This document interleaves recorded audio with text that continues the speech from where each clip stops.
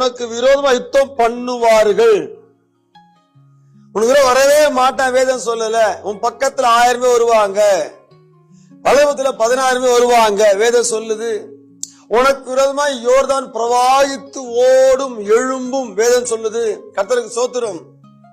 சாத்தானுக்கு விரோதமாக காரியங்களை செய்வான். ஆனா வேதத்திலே வாசிக்கிற வசனம் என்ன? எழும்புவார்கள், ஆனா உன்னை மேற்கொள்ள மாட்டார்கள். விரோதமாக புறப்படுவார்கள், உன்னை மேற்கொள்ள மாட்டார்கள். காரணம் என்ன?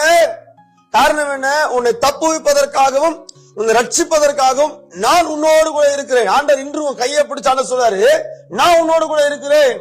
சத்துரு பல ஆங்கில விழ வைக்கும்படியாக, பல ஆங்கில பின்மாற்றத்தில் போக பண்ணும்படியாக, பல விதத்துல நீங்க சேதமாகணும், வழி விலகணும், விழுந்து போகணும், ஆமா நீ விடாய்த்து போகணும், சோர்ந்து போக பல சத்தான் விரோதம் செஞ்சுட்டே இருப்பான்.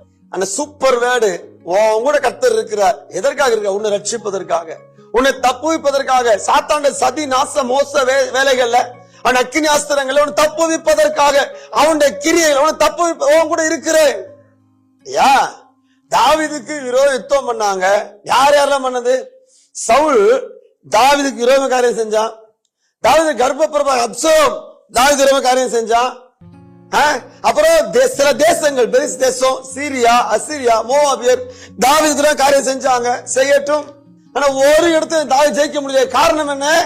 சேனைகளின் தேவனாய் கர்த்தர் அவனோடு கூட இருந்தார். எத்தனை தேசங்கள் எழும்பினாலும் சேனைகளின் கர்த்தர் உன்னோடு கூட இருக்கிறார். தேவஜனமே, இன்றைக்கு அதே சேனைகளின் கர்த்தர் உன் கூட இருக்கிறார், உன்னோடு கூட இருக்கிறார், உன் ஊழியத்தோடு கூட இருக்கிறார், உன் தொழிலோடு கர்த்தர் இருக்கிறார், உன் குடும்பத்தை கர்த்தர் இருக்கிறார். எதை பண்ணுவாங்க? மேற்கொள்ள மாட்டாங்க. நீ அவர்களை ஜெயிப்பாய், அவர்கள் உன்னை ஜெயிப்பது இல்லை.